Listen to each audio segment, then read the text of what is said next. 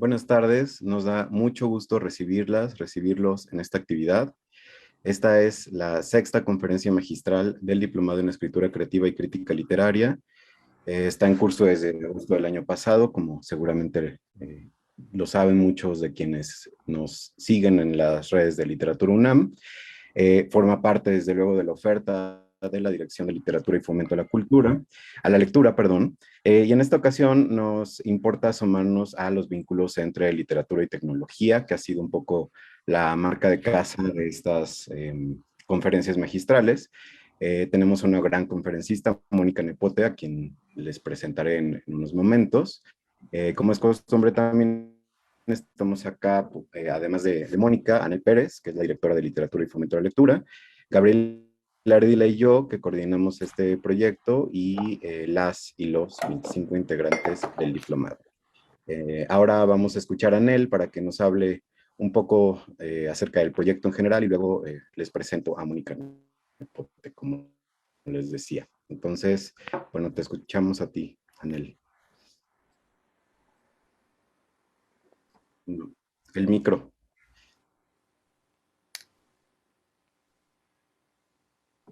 Perdón. Bueno, por mi parte les doy la bienvenida a este espacio dedicado a la literatura y al fomento a la lectura desde la UNAM, nuestra querida Universidad Nacional Autónoma de México.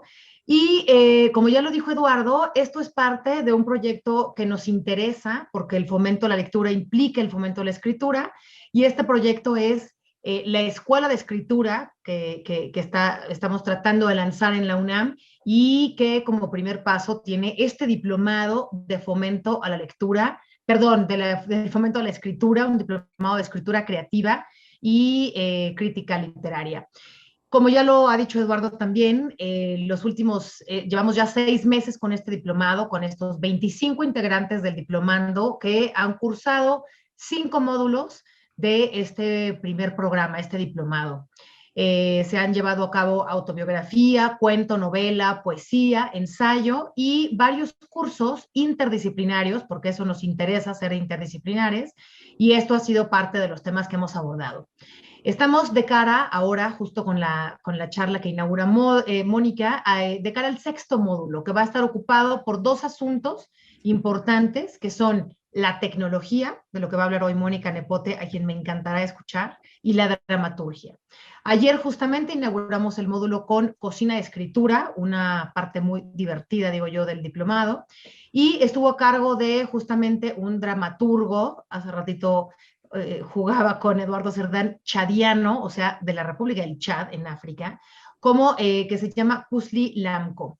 Y él inició esta cocina de escritura, está muy interesante, y hoy tenemos una conferencia muy pertinente, muy necesaria, a cargo justamente de Mónica Nepote, que además de ser amiga de este diplomado, es amiga de la UNAM en general y de literatura y fomento de la lectura.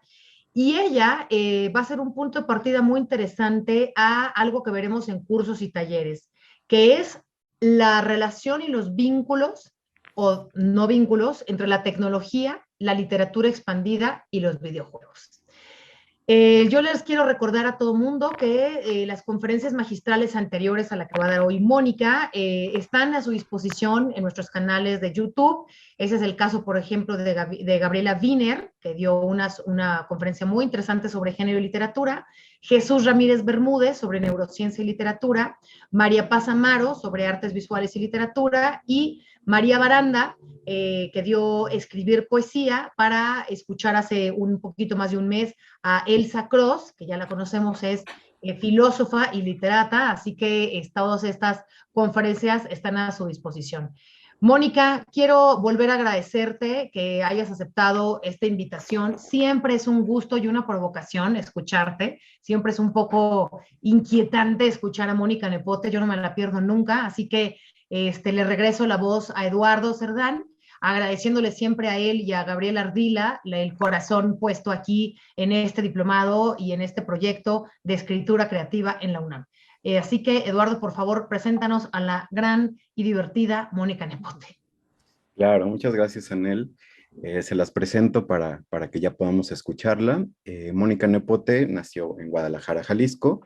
Estudió la licenciatura en Letras Hispanoamericanas en la UDG, es poeta, ensayista, editora, autora de varios libros como Trazos de Noche Herida, Islario, Hechos Diversos y Mi Voz es mi Pastor. También ha bordeado diversos medios, justamente de eso nos hablará un poco, de su experiencia y de lo que conoce también. Ha estado al frente de varios proyectos de esta índole, audiovisuales, digitales, sonoros y performáticos, además del textual, por supuesto. Su trabajo en formato textual ha sido incluido en varios libros colectivos y el performático se ha presentado tanto en muestras, festivales y laboratorios pluridisciplinarios de varios espacios, sobre todo de México. También está en espacios en línea, tiene una pieza Lengua Parásita hecha para el libro colectivo Un Universo en el que no nos extinguimos, por ejemplo. Se ha interesado en los espacios de pedagogías experimentales, donde ha impartido talleres y cursos, o espacios que aborden tanto la escritura digital como la poesía visual y la poesía sonora. De 2013 a 2021 coordinó el Laboratorio de Literatura en el Centro de Cultura Digital, desde donde promovió la escritura digital, el pensamiento crítico en torno a las tecnologías, que se refleja en la creación de obras de literatura digital, justamente la publicación de libros electrónicos y también la edición de la revista 404. Todo eso se puede consultar en línea. Ha sido también conferencista y tallerista en temas afines a lo que trataremos hoy. Actualmente desarrolla una investigación en torno a las poéticas y narrativas de lo no humano, buscando líneas, eso está padrísimo, yo querré saber más de eso también, Mónica, luego, y busca líneas de escritura que aborden la emergencia ambiental. También, por cierto, tuvo una actividad de nuestra dirección al respecto. Eh, Están invitados desde luego a consultarla en nuestras páginas. Y actualmente, desde diciembre de 2021, Mónica también forma parte del Sistema Nacional de Creadores de Arte. Bueno, Mónica, pues te escuchamos y te agradecemos de nuevo tu presencia acá. Pues muchas gracias, Eduardo, muchas gracias, Anel también y Gaby por la invitación. Para mí es un gusto siempre pues estar en estos espacios que siguen siendo de pantalla eh, y bueno, compartiendo como estos pensares y estas inquietudes que tienen que ver con máquinas, tecnologías, afectos también y literatura, por supuesto. Y bueno, y muchas preguntas en torno a qué es el texto, dónde vive el texto, cómo entendemos el texto en el siglo XXI y cómo entendemos la literatura también y sus medios de producción en el siglo XXI, ¿no? Voy a estar compartiendo pantalla y les decía antes de empezar la conversación que de repente pasan estos accidentes con compartir pantalla en que abro una página y según yo estamos viendo algo y resulta que no se está viendo. Entonces, cualquier cosa por ahí, por favor, me interrumpen y me dicen, no estamos viendo más que tu cara o tu presentación y no estamos viendo nada de lo divertidísimo que se supone que tendríamos que ver, ¿no? Bueno, tengo una presentación que de alguna manera es muy curioso, ¿no? Porque cuando estas cosas son presenciales, siempre hacía la aclaración como que usaba las presentaciones como una especie de acompañamiento de la exposición. Y ahora, desde que estamos en estos formatos como vía plataformas de videoconferencias, de alguna manera se vuelve en el centro del relato, ¿no? Y esto no es gratuito y esto nos hace entender como muchas cosas más de lo que vamos a hablar, de lo que hablaré pues en este tiempo que vamos a compartir y que quizá cause menos distancia de la que provocaban estas temáticas hace 3 años, 4 años, ¿no? Y bueno, empiezo a compartir. Mi, al momento como de jugar con el título, jugar o pelotear, digamos, las ideas en relación a esta intervención, pues había una clara idea de que queríamos hablar de tecnologías o de que lo que se me requería pues era hablar de tecnologías y literatura, ¿no?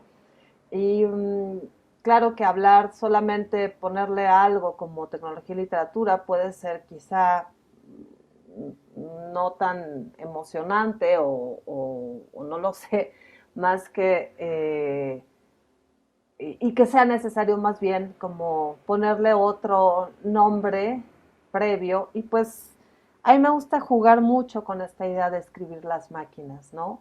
Porque tiene mucho sentido en relación a invertir un poco las acciones que de repente ocurren en nuestras relaciones, digamos, en nuestros vínculos con nuestros dispositivos, ¿no?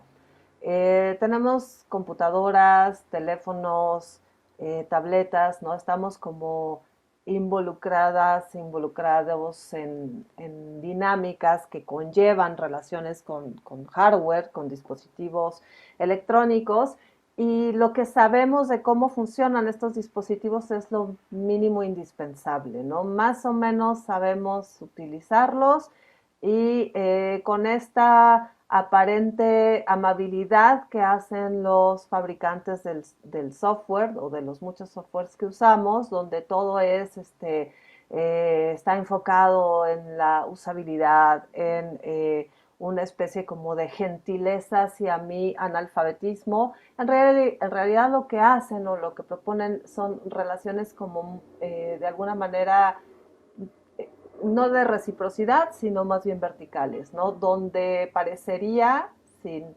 el condicional, que la forma en que nos vamos a relacionar con nuestros dispositivos es conforme las pautas que nos van dando los fabricantes mismos de los dispositivos, los fabricantes mismos de los lenguajes, de las aplicaciones creadas, y esto hace que más bien la tecnología nos esté mediando, ¿no? Entonces la propuesta, digamos, desde mi punto de vista, con el trabajo que he hecho en los últimos años, que desde que empecé a trabajar con tecnologías, es precisamente jugar a invertir estos papeles y más bien hablar y problematizar el uso de estas tecnologías y proponer que nosotras escribamos las máquinas, ¿no? Que nosotras tengamos esa injerencia en estos lenguajes, que al menos lo primero y la propuesta que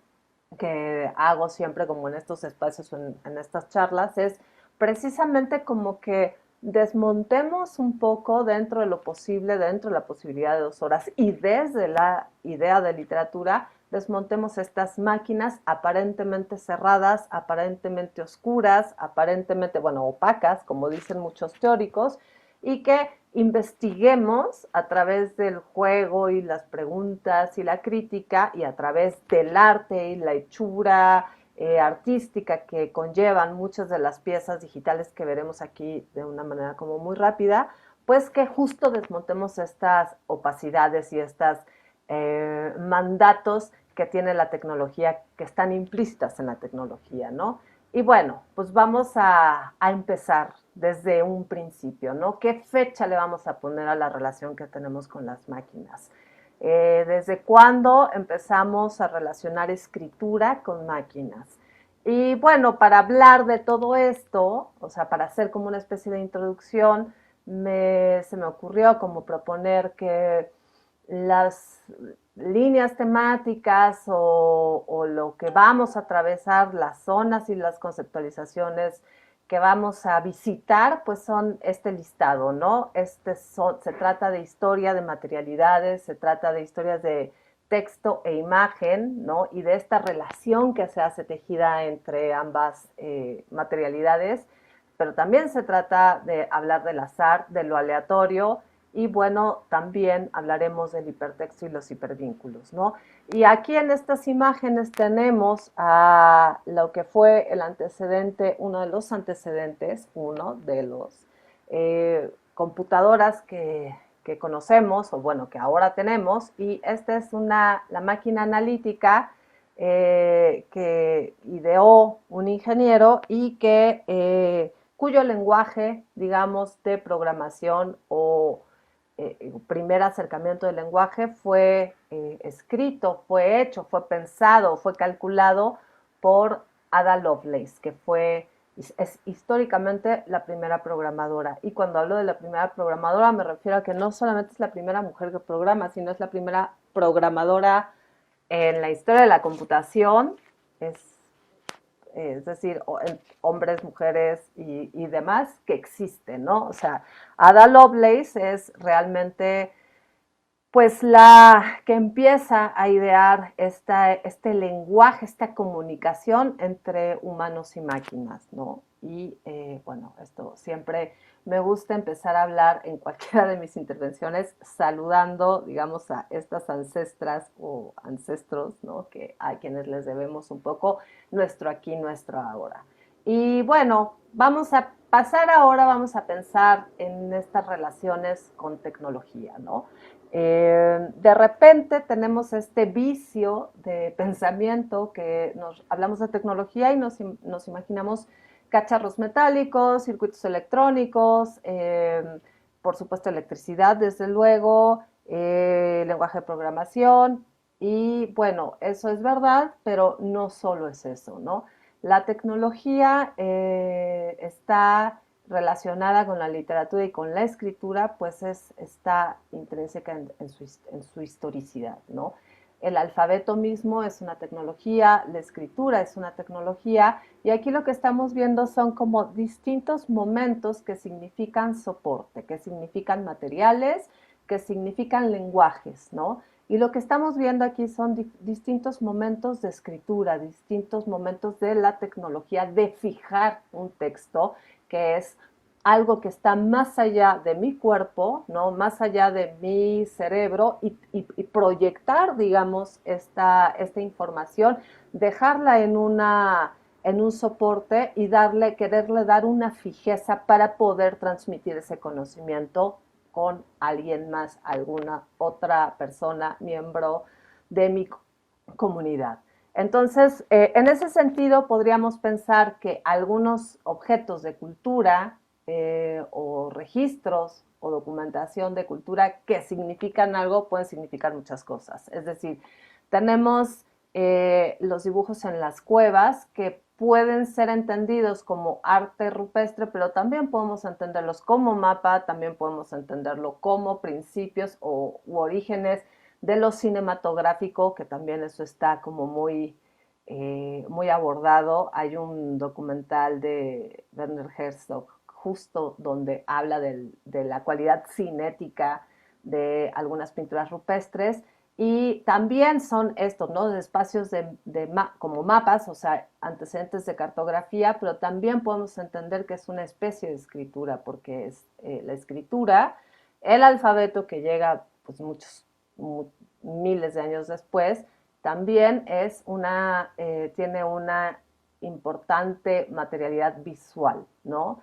Y además, cuando hablamos de alfabeto, no hablamos de un solo alfabeto, hablamos de muchos sistemas de escritura que han existido en distintos momentos históricos, en distintas comunidades, y bueno, todavía, por supuesto, siguen existiendo como distintos sistemas de escritura en la época actual, ¿no?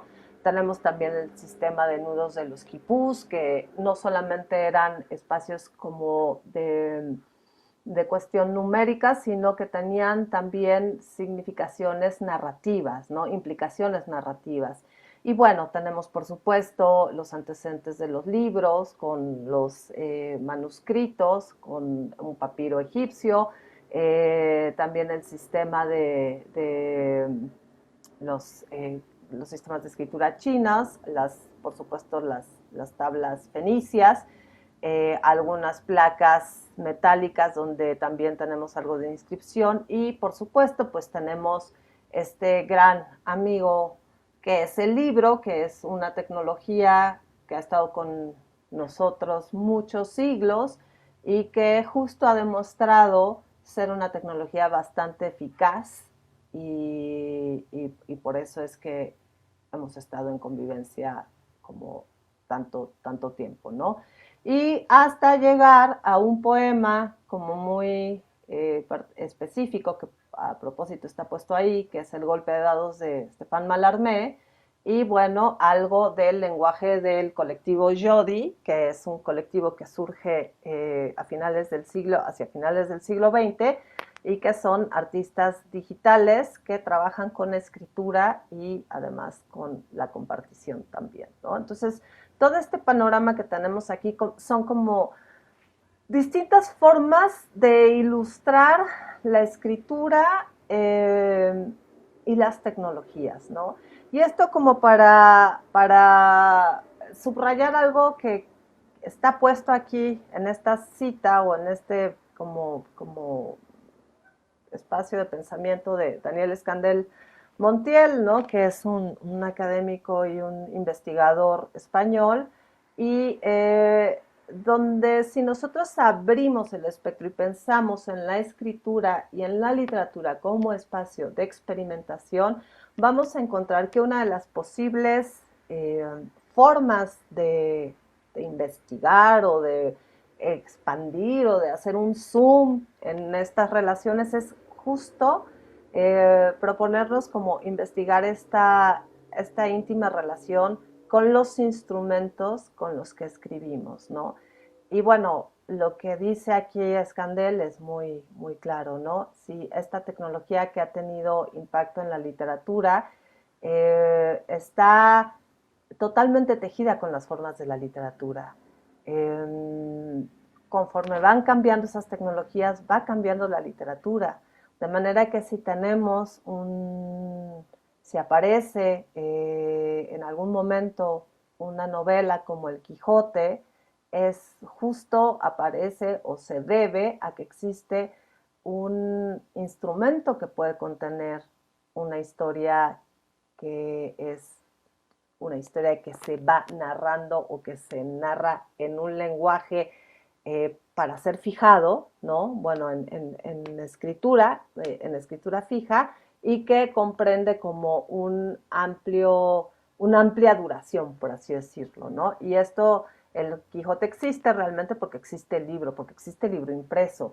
Es muy probable que si no hubiéramos llegado al libro impreso y si seguimos como con las técnicas de la copia, de tener un manuscrito que tiene solamente unas cuantas copias, quizá el texto no puede existir en la forma en como existió el Quijote. Entonces, de esa manera también estamos hablando que, por ejemplo, la escritura cinematográfica también le debe completamente todo al hecho de la tecnología cinematográfica. O la escritura de la fotografía también existe y obedece y tiene una lógica por esa máquina que captura la imagen y que puede y permite la reproducción de la imagen de la forma como se han eh, reproducido y vivimos ahora en relación con esas formas de reproducir imágenes, pero también esas formas de reproducir texto, ¿no?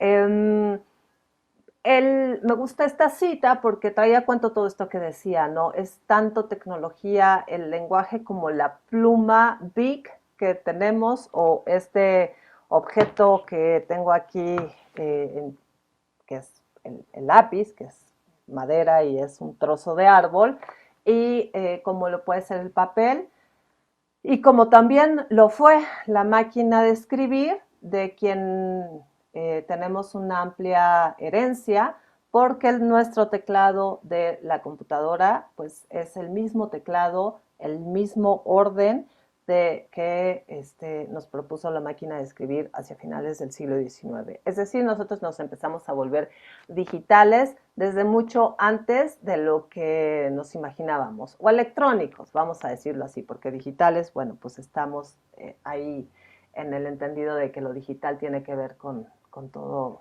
con nuestra con esta parte del cuerpo, ¿no? Con las manos, que son nuestras zonas del cuerpo que justo más relacionamos con la escritura hasta ahorita. Ya, quién sabe, en un futuro tenía una imagen que ya al final no agregué, pero tengo por ahí en otra presentación una imagen de los lentes que se están como proponiendo como una especie de pequeños hardware para tener también como poder entrar en internet a través de lentes o de una especie de pupilentes, ¿no? Y eso nos haría como a lo mejor tener otra forma gestual de ver nuestras páginas y tener una relación con la lectura. Y bueno, a propósito justamente de momentos clave, me gusta mucho usar este fragmento de La soledad del lector de David Markson, un escritor que a mí me interesa muchísimo, un escritor que experimentó bastante con el espacio, con el párrafo, con la idea de novela, con la idea de libro, y en La soledad del lector está contenido como esta pequeña historia, ¿no? Donde habla pues de las resistencias en relación a los cambios de materialidades, ¿no? Y esta cuestión, que es como muy lúdica, también la retoma una eh, teórica de todas estas materialidades digitales que se llama Catherine Hales, en un libro que se llama precisamente Electronic Literature. Y justo también ella ahí en esa empieza su libro como contando una historia de un breve escándalo entre copistas, cuando descubren que uno de los copistas trae algo, está ocultando algo entre sus ropas de monje, y lo que está ocultando es un libro impreso. Y la gran pregunta que se hace como el coordinador de esa escuela de copistas es que le parece primero como una brutalidad que exista algo que no sea una copia hecha a mano, sino una copia hecha por una máquina. Entonces, estas formas de ironizar en torno a las sospechas o al escándalo que puede provocar estos momentos de cambio de engranaje, nos trae a cuenta también mucho los momentos de debate que fueron, ahora ya son mucho menos, pero que hace unos 10, 12 años estaban como en plena cúspide, ¿no? Yo recuerdo que cuando se empezaron aquí a hacer en México seminarios del libro electrónico, siempre las conferencias inaugurales eran conferencias llenas de nostalgia. Bueno, ahora yo voy a ser muy irónica conmigo misma, porque yo siempre me quejaba que empezaban hablando de los escritura fenicia, y bueno, yo he empezado esta conversación también con esto mismo, ¿no? Pero se remontaban como a la historia de la escritura y de los contenidos, porque de los contenedores, perdón, de esa escritura, porque bueno, tiene un cierto sentido. En esos momentos, cuando se empiezan a hacer ese tipo de seminarios, pues claro, está el gran debate de si el libro va a desaparecer, si no va a desaparecer, cuáles son las amenazas, y en fin. Y yo creo que ahora ya podemos vivir en una relativa tranquilidad, porque, bueno, al menos yo estoy muy tranquila, porque a mí me queda claro que hay una convivencia, y no solamente una convivencia, sino una interdependencia también entre todas estas materialidades, ¿no?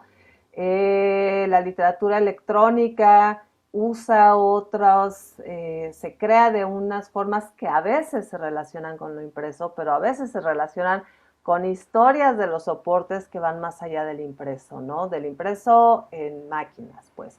Y bueno, aquí, por ejemplo, tenemos algunos momentos que tienen que ver, que estos son los antecedentes de la literatura electrónica de muchas maneras. Por ejemplo, tenemos estas ilustraciones medievales que a mí me gusta pensarlas como unos memes antiguos, y lo que vemos aquí es una convivencia entre el texto y la imagen, que es una relación que nos es muy familiar, pero atávicamente hablando, ¿no? Nos es muy familiar, pues como arquetipo también. Tenemos los caligramas, que aquí solamente, bueno, puse 2 caligramas del siglo XX, pero en realidad los caligramas empiezan mucho antes, ¿no? Tenemos caligramas de la época de la Grecia antigua, y que no están aquí, y tenemos también como toda esta relación que después empezaron a hacer con los tipos móviles en relación a las capitulares, y como las capitulares medievales tenían, que después las hereda pues sí, los hereda Gutenberg, o las hereda toda la cultura del impreso. También tienen esta como relación simbiótica con la imagen o con la ilustración. Y tenemos también los discos de Ramón Llull, que de alguna manera, a través del ars combinatoria, también promovían o buscaban una investigación en torno a pues una serie de factores que después veremos repetidas en lo digital, ¿no? Que es decir, lo aleatorio, las artes combinatorias que pueden dar como cauces distintos al texto. Y para eso, pues tenemos también un ejemplo muy, muy clásico, que es el I Ching, el libro de los cambios, que es un libro chino que contiene 64 hexagramas, es decir, son 64 textos, y este libro se consulta de una forma muy particular, ¿no? Este libro eh, requiere de un elemento azaroso, un elemento aleatorio, implica una cuestión binaria porque, bueno, tenemos como las líneas abiertas o quebradas, y a través de una serie de cálculos y de sistemas de valores numéricos podemos tener un resultado u otro que nos responde a una pregunta a través de textos que aquí digamos como que su atmósfera oracular está sobre todo sujeta a esa cuestión de azar, a esa cuestión aleatoria. Y estos son parte de tanto esto, ¿no? Como esto, son algo de los antecedentes de la literatura electrónica. Entonces nos damos cuenta que la literatura electrónica no es algo que se inventa en los años 50, aunque sí, que es cuando tenemos las primeras obras de literatura electrónica o literatura digital, ¿no? Ya no tengo aquí no ilustré otro ejemplo, pero que me gusta mucho mencionar en mis espacios pedagógicos, que es, siempre digo, bueno, ¿cuándo empezó la literatura electrónica? La literatura electrónica empieza en la Edad Media, empieza en la China antigua y empieza en la Biblia también, ¿no? Y me gusta poner el ejemplo de la Biblia porque es un libro que está compuesto por muchos libros. Es un libro de multiautoría. A veces hay autores específicos, a veces hay anonimato, y eso también, la multiautoría tiene que ver con la literatura electrónica. De manera que lo electrónico, las literaturas electrónicas, no son la novedad surgida en el siglo XX, ¿no? Sino que condensan obsesiones, búsquedas, proyectos, ensayos, experimentaciones que vienen a veces de mucho tiempo atrás. Y de alguna manera así respondemos esta pregunta, ¿no? De cuándo fechamos nuestra relación con las máquinas. Las máquinas de escritura empiezan desde mucho tiempo antes de tener todos estos cacharros de metales y materialidades, cables y chips, ¿no? Y bueno, para irnos ya, como empezar a centrar, ¿no?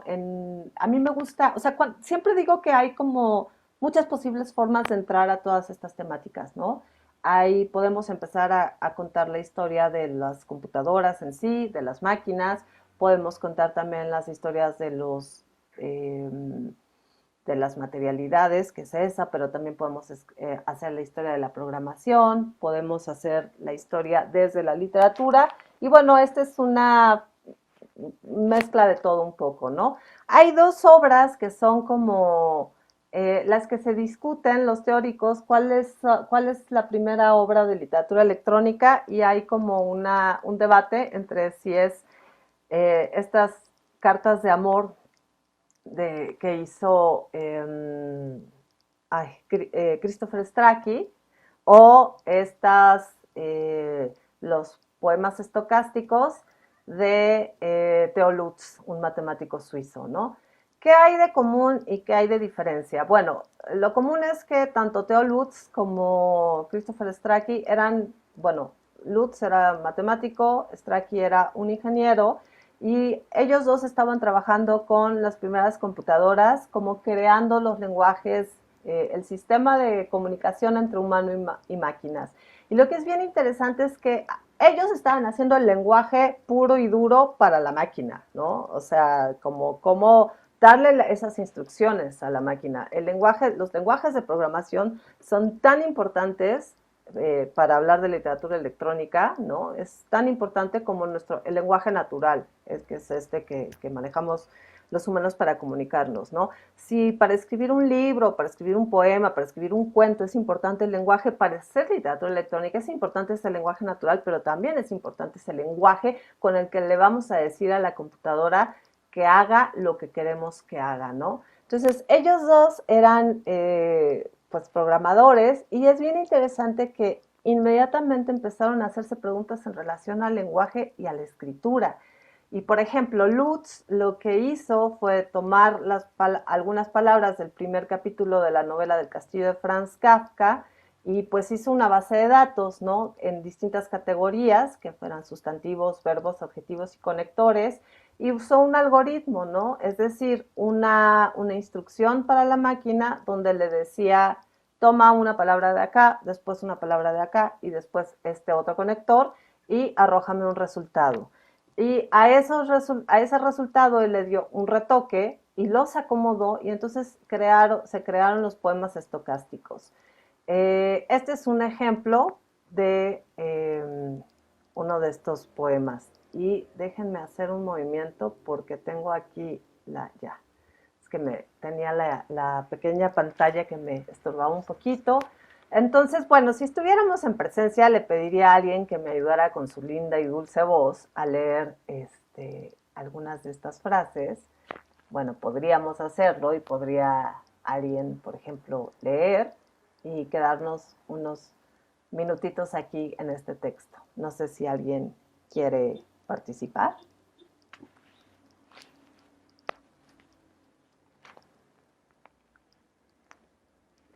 O es luego de repente la participación Álvaro, adelante. en Zoom es más complicada. Venga, Álvaro. Cada extraño es cercano, por lo tanto no hay extraño viejo. Una casa está abierta, no hay camino abierto. Una torre está enojada, cada mesa es libre. Un extraño es callado y no cada castillo es libre. Una mesa es fuerte y un trabajador es silente. No cada ojo es viejo, cada día es grande. No hay ojo abierto, un granjero es callado. No toda mirada es silente, no cada torre es silente. No hay pueblo tardío o todo trabajador es bueno. No toda mirada es silente. Una casa es oscura. No hay conde callado, por lo tanto no toda iglesia está enojada. Poemas estocásticos, Theo Lutz. Muchas gracias, Álvaro. Bueno, pues como pueden ver, esto siempre me gusta preguntar, ¿quién escribió este poema, no? Si lo escribió Kafka, si lo escribió la SUS Z22, que era la computadora, o lo escribe Theo Lutz. Y bueno, como no estamos en presencia, es un poco más difícil hacer esta pregunta. Bueno, hacer la pregunta es muy fácil, pero verle sus caritas y verlos cavilar, eso es algo como que me gusta mucho hacer, pero dado que no estamos en esas condiciones materiales, pues voy a responderlo yo solita, ¿no? Y entonces aquí tenemos como uno de los primeros momentos de la colaboración humano-máquina, ¿no? En esta nueva alianza de escritura. Y es bien interesante que las primeras, pues lo que podemos llamar de las primeras piezas de literatura electrónica sean justamente esto que ahora tiene un título, bueno, o es una práctica que se considera un género dentro de la literatura electrónica. Ya podemos hablar de géneros y estos son los escritura algorítmica, ¿no? Puede ser poesía algorítmica o poesía generativa, y esto quiere decir que es algo que se genera con la máquina, que es algo que no existe previamente, sino empieza a existir o existe porque hay una computadora que arroja, digamos, este resultado. Pero hay un antecedente muy curioso y muy interesante que también cuando hago estos como talleres o cursos en presencia me gusta mucho hacer, que es las instrucciones para hacer un poema de Tristan Tzara, ¿no? Y es una instrucción que te dice que recortes palabras que tomes un periódico, una revista, que recortes palabras, que la metas en una bolsa, que la agites y que saques y vayas armando frases y que te va a quedar un poema fenomenal que hablará de tu genio poético, más o menos eso es lo que dice. Entonces, es bien interesante cómo ese ejercicio muy analógico que es recortar y pegar, que bueno, es esa herramienta de cortar y pegar que tenemos ahora al alcance de nuestras computadoras, pues empieza desde luego con la técnica del collage en el siglo XX. Esto que les decía, que ponía yo con toda intención, este poema de Mallarmé, el de golpe de dados, pues justamente Mallarmé armó poema de dados a base de recortes y jugando con las tipografías, con las dimensiones de las tipografías que le daban precisamente la posibilidad de hacerlo con la materialidad del periódico, ¿no? Y bueno, la otra pieza que entra en este debate de cuál es la primera, esta es del 52, la de Theo Lutz es del 56, me parece, 54, 56, creo que 56. Y esta pieza del 52 son las Love Letters de Christopher Strachey, y hay teóricos que consideran que no la piensan como pieza de literatura porque son cartas, curiosamente. Y digo, no curiosamente, se me hace muy chistoso como que establecen que si estos son poemas, pues el poema es un poema, ¿no? O sea, fíjense cómo está anclada también como este canon literario, también muy presente para tomar la decisión de cuál es la primera pieza de literatura electrónica. Sin embargo, las love letters tienen algo muy interesante y básicamente es la misma lógica que hizo Theo Lutz. Y aquí tenemos esta captura de pantalla de una de las reconstrucciones que se han hecho de esta pieza. Y bueno, aquí tenemos, ¿no?, las categorías que son saludos 1, saludos 2, saludo 2, adjetivos, sustantivos, adverbios y verbos. Y tenemos ahí, bueno, hice una captura de una carta que me salió en ese momento y yo después la metí a un traductor no al Google Translator, no, lo usó el DeepL, que es muy bueno, y justo para tener como esta parte de colaboración de máquinas para la traducción también, ¿no? Entonces tenemos esta carta que retoqué un poco y dice: queridísima cariña, mi apasionada ambición atrae vivamente tu devoción. Tú eres mi corazón apasionado, mi cariño amoroso, mi hambre vencedora desea tu antojo. Mi devoción se aferra curiosamente a tu tierno encanto, tuyo seductoramente y unas iniciales, ¿no? Y vaya, a mí me gusta mucho como visitar siempre las cartas de amor porque me parece súper irónico y súper interesante que algo de lo primero que se pusieron los ingenieros del siglo XX a investigar con máquinas fue las emociones humanas, ¿no? Hacer que la computadora escriba cartas de amor, que se supone que el amor es este sentimiento tan humano, me parece de una ironía deliciosa, ¿no? Y bueno, nada se escapa también a esta posibilidad de las máquinas, ¿no? A esta posibilidad de hacer como estos ensayos de escritura que simula, que eso es una de las obsesiones que tenemos, ¿no? Como históricamente, y esto lo ilustra muy bien Umberto Eco en un prólogo a la edición de Tristano, de la novela Tristano de Nanni Balestrini, donde Eco pues habla de varios momentos de obsesión de robots, de creación de robots que hicieran lenguajes, ¿no? Como sobre todo en el siglo XVIII hubo un particular interés, después de la Ilustración, de crear lenguajes nacidos de cero, digamos, ¿no? Pero estos discos que vimos antes de Ramón Llull también tenían como ese interés, ¿no? Estas ganas como de inventar lenguajes. O sea, generar lenguaje y nombrar es una de las como obsesiones arquetípicas de los seres humanos, ¿no? Y preguntarnos por cómo generar y cómo se pueden hacer cosas o ligar los sentimientos no los sentimientos humanos con lo no humano, con las máquinas. Y bueno, acá tenemos otros momentos que vamos a ver muy rápido, que son como otros antecedentes también de esa futura poesía electrónica. Esto tiene que ver con el azar, ¿no? Como son los 100 millones de poemas de que no, y toda esta posibilidad de hacer sonetos a partir de ars combinatoria, ¿no? De este término que ya habíamos manejado antes. O, por ejemplo, la investigación de Jesús Arellano, un poeta mexicano que justo acaban de rescatar hace poco los amigos de Malpaís, con mucho, mucho acierto, y estos poemas poelectrones que él llamó, ¿no? Donde él empezó a investigar la forma de hacer caligramas, no manualmente como lo hacían los surrealistas, no caligráficamente, sino hacerlo a partir de la creación o las posibilidades que le ofrecía la herramienta, la máquina en la imprenta, y trabajando ya con códigos. Y pensar y reflexionar en torno a la doble página como un espacio de escritura, ¿no? De experimentación de la escritura.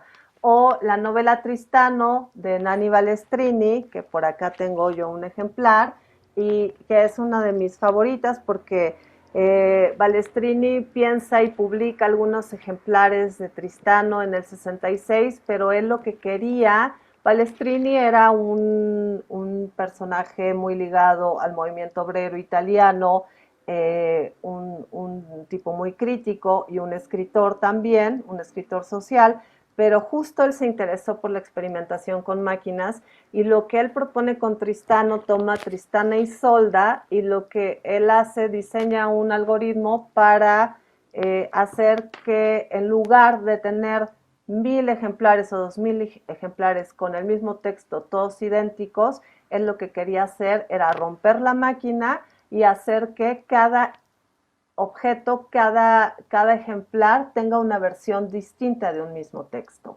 En los años 60 las tecnologías, pues para poder llevar a cabo este proyecto eran muy caras. Ahora con las tecnologías digitales fue relativamente más sencillo para los editores de verso hacer, aquí estamos viendo el ejemplar 10.767 de Tristano, y eso, ¿no? Cada ejemplar es diferente. Y él decía, si nosotros como humanos tenemos, pues sí, 2 brazos, 2 piernas, una cabeza, hígado, corazón, etcétera, etcétera, pero cada uno somos diferentes. Si pensamos en que, ¿por qué se busca que las sillas sean fabricadas todas iguales cuando el origen de las sillas son árboles y cada árbol es distinto?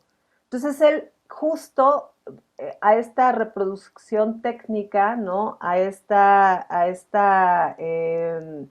como búsqueda de la producción en serie, él justo quería desarticular como esta idea de la serie, ¿no? Esta idea de producir todo igual.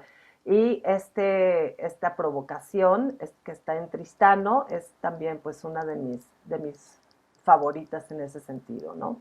Y les digo, muchas de las obras o de las piezas o de las estrategias que se pensaron dentro de la literatura experimental en los años 60, está también El Castillo de los Destinos Cruzados, perdón, de Calvino, que es una narrativa hipertextual, y todas estas búsquedas de la literatura experimental pues son ahora como moneda de todos los días, porque tenemos una materialidad, un texto enorme, colectivo y multimodal como es Internet, ¿no? Entonces, cuando justo aquí tenemos como todas las posibilidades que tenemos en un amplio texto como Internet, ¿qué tenemos? Tenemos el texto, pero también tenemos el lenguaje de programación, tenemos la posibilidad de la imagen en movimiento o de la imagen estática, tenemos un ambiente multimedial que nos permite tener todo esto, tenemos la interacción, tenemos audio, y pues tenemos muchas posibilidades de hacer capas en este texto colectivo, simultáneo, que sucede en nuestras computadoras o en nuestros dispositivos y que está a nuestro alcance y en el que estamos volcadas y volcados desde hace pues mínimo 30 años, ¿no? Que Internet tiene 32, 33 años, no, 34 años más o menos. Y bueno, yo les hablaba que ya podíamos mencionar como algunos géneros dentro de la literatura electrónica, y estos son algunos de las propuestas que, por ejemplo, hace Leonardo Flores, que es un colega muy querido, un crítico y escritor también de literatura electrónica, puertorriqueño que vive en Estados Unidos, y pues estas son algunas de las posibilidades, ¿no? Y en esta sesión vamos a ver algo, un poquito de algunas, no vamos a ver bots, sí veremos cinéticas y veremos poesía generativa, que ya empezamos a ver, narrativa hipertextual, y bueno, lo multimodal pues está casi implícitamente en todos, ¿no? Pero la literatura electrónica le debe mucho a los juegos también, al principio del videojuego o al principio de los juegos, en el sentido que tal vez no vamos a terminar de hacer un recorrido como lo hacemos en un libro impreso, que podemos empezar en la página 6 por lo general, o 7, porque la 6 suele ser la legal. Y terminamos hasta la página 80 o 120 o 400 y tal, y recorremos de principio a fin de una forma muy ordenada. No, en la literatura electrónica podemos a veces saltar, tener miradas parciales o no se trata de recorrer algo del todo, sino tomar decisiones y hacer versiones distintas y jugar con eso, con esa especie de impermanencia, por así decirlo, ¿no? Entonces aquí tenemos, bueno, pues algunas de estas prácticas que las podemos encontrar en colecciones de bots en Twitter, esto referido a la literatura generativa.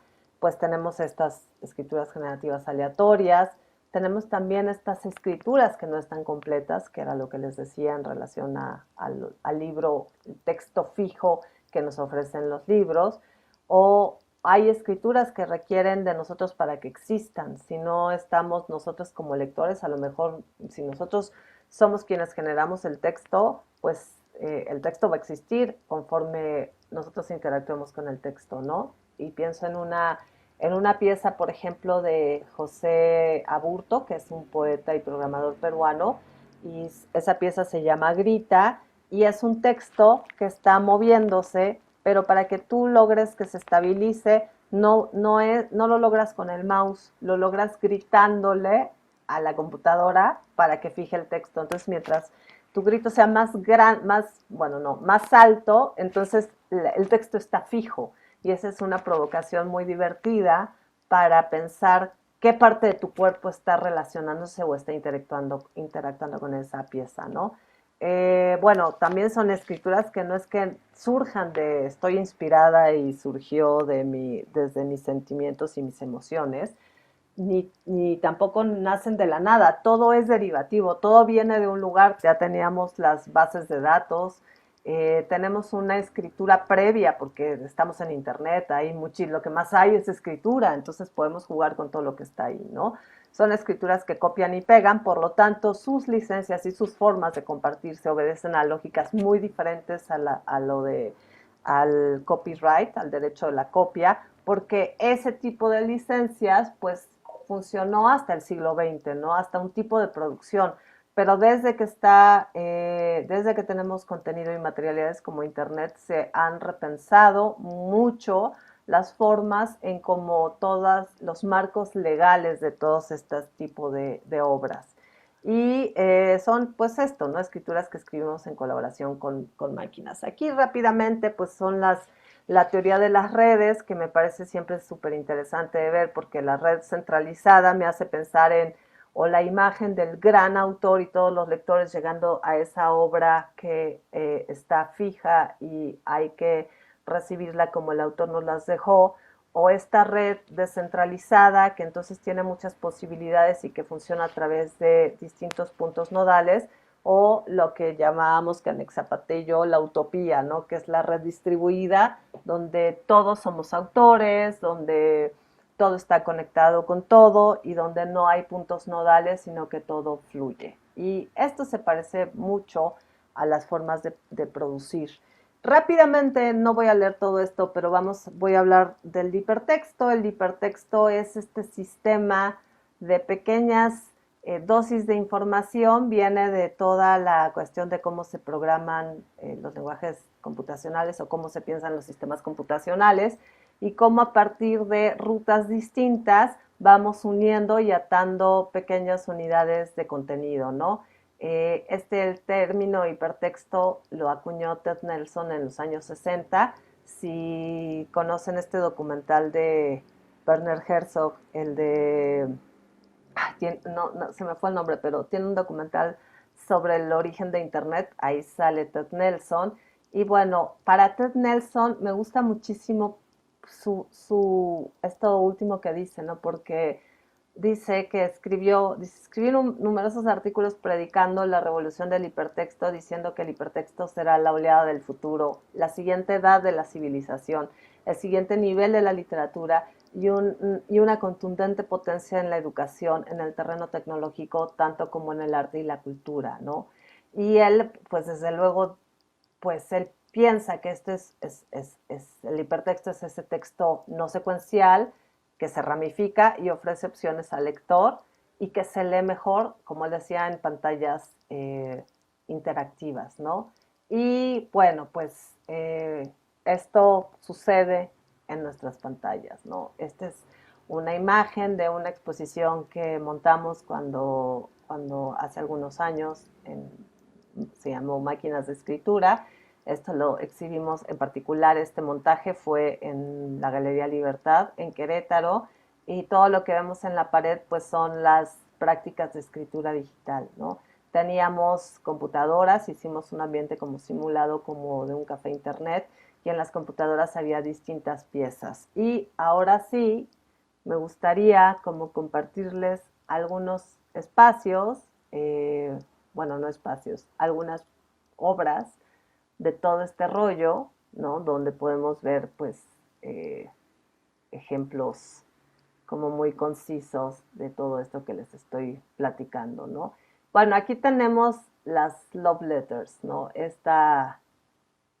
No sé, Eduardo, ¿crees que sea conveniente que los vaya compartiendo también en el chat por si quieren irlas viendo Sí, mis perfecto. alumnos? Sí, y no, y pueden, o sea, a mí cuando me invitaron me dijeron que pensara en alguna actividad, y pues no se me ocurrió otra actividad más que les voy a ir pasando los links y jueguenlas ustedes también, ¿no? Aquí, por ejemplo, damos estos clics y se van generando, fíjense la velocidad, ¿no?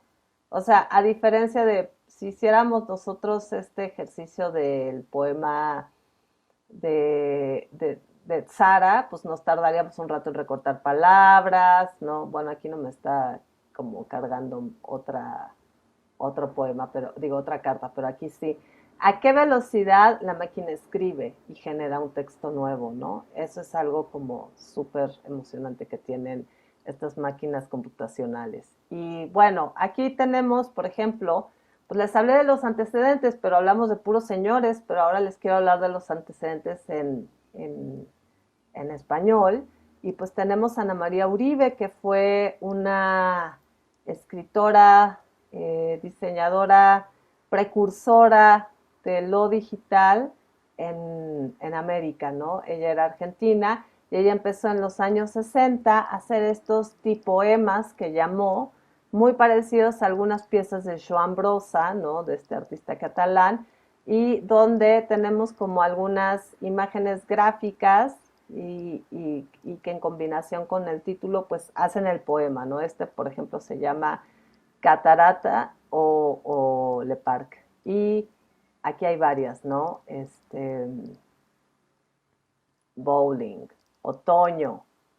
Y estos fueron como algunos poemas visuales que hizo a finales de los años 60, ¿no? Este poema cortante, o este es el Guggenheim, el Museo Guggenheim. Y lo que es interesante de Ana María Uribe es que después se puso a trabajar con una tecnología que nos es muy conocida y muy familiar, que son los GIFs. Y ella, jugando con los GIFs, empezó a trabajar pues esto, ¿no? Como estos pequeños gestos de movimiento Y por ejemplo, este se llama Sirenas en Cardumen. Y los vemos así chiquitos. Esta es una recreación que hizo un poeta canadiense que se llama Jim Andrews, que algo bien interesante es que lo que nos encontramos con este tipo de escritura es que no tenemos libros, sino tenemos páginas, y Jim Andrews, por ejemplo, dice que Bispo, su sitio es bispo.com, ¿no? Y Bispo dice, Bispo es mi libro, y es un libro que él sigue escribiendo y seguirá escribiendo pues hasta que le dé la vida, ¿no? Y parte de esa escritura es también un trabajo de reescritura de otros artistas. Y entonces él rescató estos trabajos de Ana María Uribe, y por ejemplo aquí están estos centauros en manada, y algo, o Los Ángeles en bandada, esto se llama Burbujas, y luego tenemos algunos otros por acá, que estos tienen sonido, algunos funcionan, algunos no. Por ejemplo, todos estos se llaman el circo, o sea, son como, bueno, aquí justo esto es lo que no funciona porque están hechos en Flash. Ahorita vamos a hablar al respecto. Pero, déjenme ver. Bueno, acá tenemos un poco más de datos de Ana María Uribe. Y ella lo que hizo pues fue como hacer de la tipografía eh, personajes, ¿no? Entonces aquí con simples letritas hizo esto, por ejemplo, esta serie de poemas que se llama Gimnasia, y vemos aquí a una serie, digamos, de personas hechas, este es Gimnasia 2, hechas con tipografía, y estamos viendo como una sutil escritura y un como trabajo, pues eso, poético, de una sutileza visual y cinética muy interesante, ¿no? Y esto se llama Primavera, son poemas o GIFs que ella hizo, poemas y experimentaciones que hizo, eso hacia finales de los 90. Ella murió más o menos por esa época, bueno, a principios del siglo XX, y esto es lo que nos quedó, ¿no? Y bueno, ella es una de las grandes precursoras de la poesía electrónica dentro de pues las búsquedas que se dieron en nuestro continente, ¿no? Y aquí tenemos también, este se llama Invierno. Entonces, si están familiarizadas o familiarizados con la producción, por ejemplo, de Joan Brossa y sus poemas visuales, pues saben que eh, trabaja con elementos mínimos, ¿no? Son uno o dos objetos y un título, y la relación que se crea en todo eso es como lo que da este impulso poético. Y bueno, hay un libro como súper interesante que se publicó hace ya tiempo de Chris Funkhauser, que también es un pues académico, escritor digital y músico, él hizo un libro que se llama La prehistoria, este libro se llama La prehistoria de la literatura electrónica, y habla de todas las experimentaciones hasta antes de Internet, ¿no? Como que habla de toda la literatura experimental de los 60 y de varios distintos momentos antes de que existiera Internet y antes de que se volviera a través de las herramientas vistas en Internet, que pudieran ser más accesibles y que la producción se desatara. Y en sus inicios, o sea, en el principio del libro dice, bueno, realmente lo que propone la poesía electrónica no es una pregunta distinta a lo que nos hacemos con la poesía, vamos a decirlo así, tradicional. Es ¿qué hace que un poema sea un poema? Y esa es la gran pregunta, ¿no? Y en esas, tratando de responder a esa pregunta, entre muchas otras cosas, pues encontramos algunos otros trabajos. A ver, aquí tenemos, esta es la página de Jim Andrews que les decía. Lo que quería mostrarles es algo como bien interesante que pasa con algunas producciones, por ejemplo, en esta versión en español, y es que tenemos el título de la pieza o del poema, que se llama Germina, y tenemos aquí en un español de uso desde Puerto Rico, porque esta traducción la hizo Leonardo, y entonces tenemos un puyar, un revolver y un domar el texto, ¿no? Y deletrear. Y al final el deletrear significa poner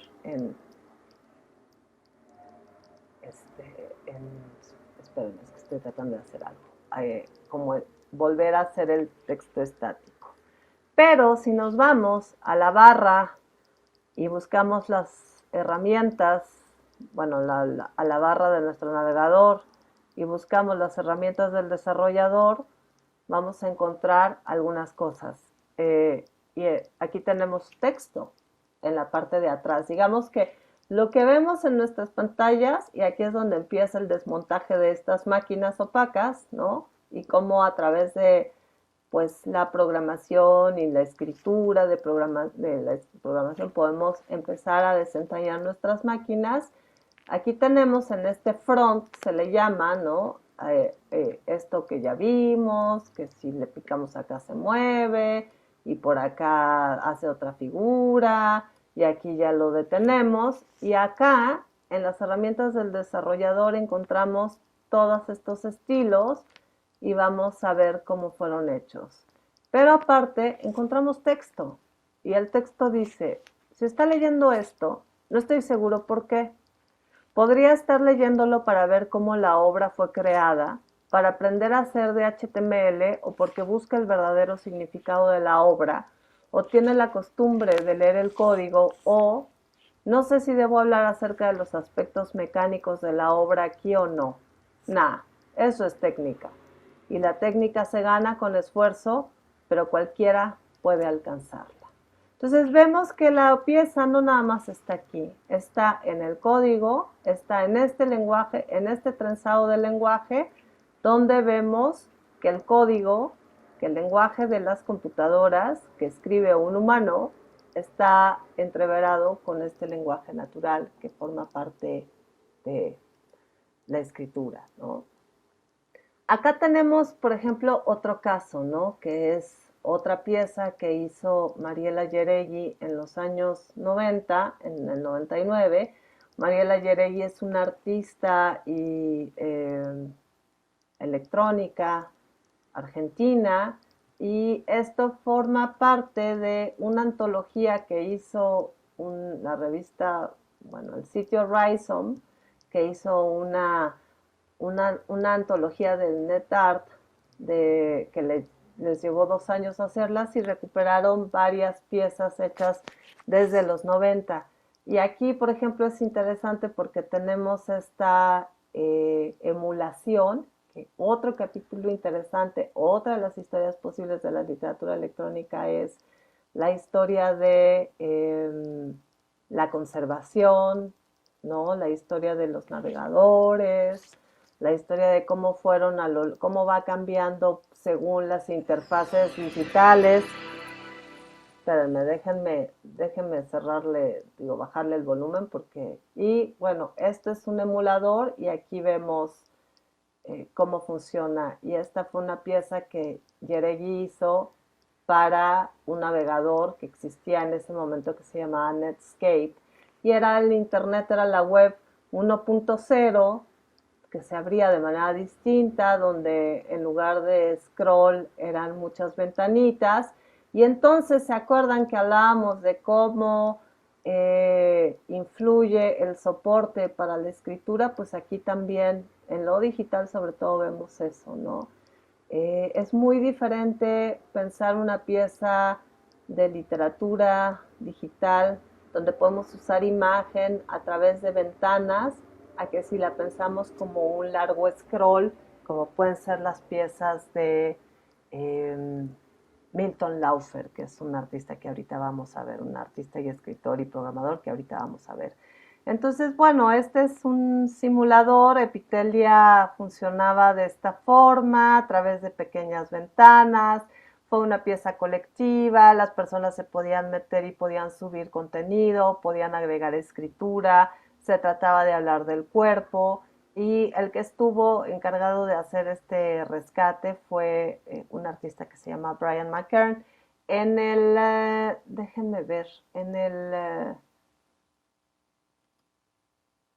Aquí está. En la entrada vemos, podemos ver el trabajo así, o podemos ver, bueno, aquí están como cuentan la historia, hay un testimonio de lo que lo que el artista buscó, y tenemos también la posibilidad de ver el video, ¿no? Que a veces es como más fácil de trabajar. Aquí está, el video de navegación, ¿no? Que es una forma de hacer un testimonio y dejar una documentación de las piezas. Pero bueno, vamos a dejar Epitelia por acá y me voy a ir como a otros momentos de la literatura de los 90, que amanecí nostálgica, pero además me interesa mucho como compartirles el trabajo de mujeres, ¿no? Olia Lialina, que es una artista rusa ahora con todos estos temas que tenemos tan presentes, a los rusos y a los ucranianos. Bueno, Olia Lialina es una artista rusa que vive en Berlín, y Olia trabajó también trabaja, es una mujer muy activa, pero ella fue una de las grandes artistas de los 90, y de manera parecida trabajó igual con el Netscape. Ella viene de una formación cinematográfica y en algún momento tuvo una donación, tenía un cineclub y alguien le donó computadoras y empezó a usar las computadoras y ver la posibilidad de contar historias visuales desde las computadoras, pero también empezó a usar texto y empezó a trabajar con estas ventanas, y como con las formas posibles de hacer estas narrativas. Es muy curioso porque esta es una historia preciosa, que es la historia de es una historia de amor, es la historia de un fracaso amoroso entre una mujer que está esperando a su novio, que viene de la guerra de Afganistán, que viene completamente destruido, destrozado emocionalmente, y es como el intercambio de, pues de palabras que tienen ellos. Ella quiere casarse y ella le hace preguntas a él, y tú vas tomando las decisiones, ¿no? Según vas abriendo donde te va permitiendo el cursor, y vas desentrañando la historia. Esta obra, que es muy bonita y muy conmovedora, ha tenido muchas pues remasterizaciones, y tenemos una versión que hicieron unos amigos chilenos, que no sé dónde está, pensé que está, aquí está, que se llama Mi pololo volvió de Antuco, ¿no? Y es una reversión de esta historia de Olia. Entonces, si la quieren ver, se los voy a compartir, y aquí pueden también como leerla en español, ¿no? Y es una historia que pues habla de la soledad, de la comunicación, del amor, y bueno, aquí vamos entrando, ¿no? De manera muy parecida, con una estética distinta, hecha en otro momento, y vemos el texto, ¿no? ¿Dónde estás tú? Yo no puedo verte. Y podemos entrar por cualquiera de los dos espacios. Olvídalo. Y podemos seguir encontrando. Ya veo, tú no confías en mí. Pero sí fue solamente una vez, la semana pasada, y si tú lo piensas, ¿por qué te tengo que explicar? ¿Acaso no entiendes? Pero también puedo entrar por este lado. Entonces la última vez que nos encontramos fue, y tú lo prometiste, mira, saludos, y podemos tomar una serie de decisiones y vamos dando cauce a una historia. Aquí, por eso es importante lo que les decía, que nos requiere a nosotros para existir. Bueno, un libro también requiere que lo abramos, ¿no? Esa es la interacción, por supuesto, importantísima del libro, ¿no? Abrimos un libro y el libro vive porque tiene un lector.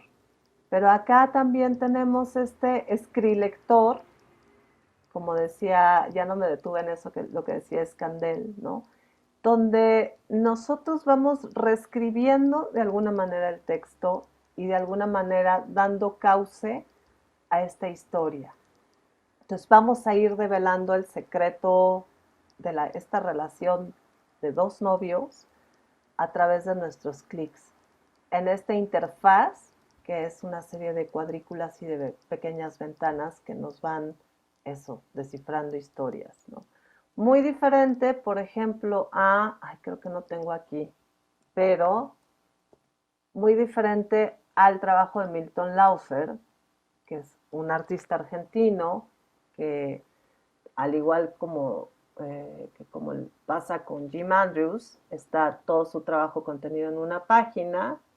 Y a ver, les voy a compartir la página de Milton en el chat, por si quieren también ustedes por su cuenta irle echando un ojo, ¿no? Y aquí tenemos los trabajos. Aquí tenemos 67 obras hechas en español, 56 en inglés. Vamos a poner en español y tenemos aquí, fíjense, del 2021, todo lo que tiene, ¿no? Muchas cosas. Acá está 2020, 2019, 2018. Y vamos a ver, por ejemplo, déjenme ver cuáles puedo mostrar. Es que les tiene varias hechas a partir de Borges y me gustaría, déjenme ver.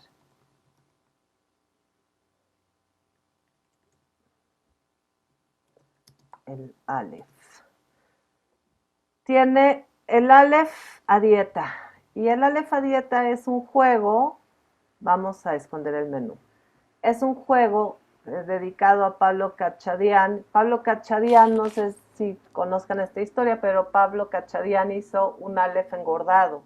Lo que hizo fue, al texto del Aleph le metió 4000 palabras y lo publicó. Y después María Kodama se le fue encima y lo demandó por plagio, ¿no? Y fue un debate para nosotros muy interesante, o sea, para las personas que no éramos Pablo, para Pablo fue muy estresante, porque justo se pusieron como en duda muchas cosas en torno a la autoría y muchas cosas en torno a las prácticas artísticas, demostrando que las prácticas artísticas contemporáneas, donde tenemos estas herramientas de cortar y pegar, pues hacen otro tipo de circulación de obra, ¿no? Lo que es curioso es que, bueno, a Pablo le costó una demanda, le costó amenazas de embargo, le costó mucho tiempo y mucho estrés. Al final el fallo terminó siendo a su favor, hubo momentos en que parecía que no.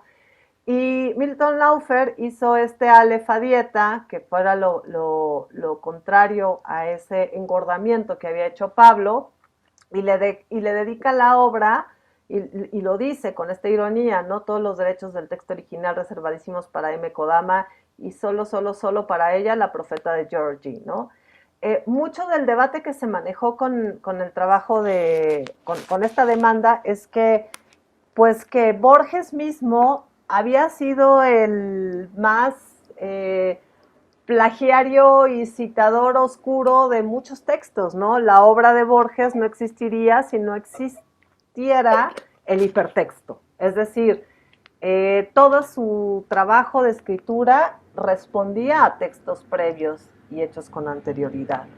Y parecía que esa metodología, pues, la desconocía María Kodama o no la veía María Kodama, pero no pensemos en María Kodama como persona, sino pensemos en esta locura de la posesión y del copyright, ¿no?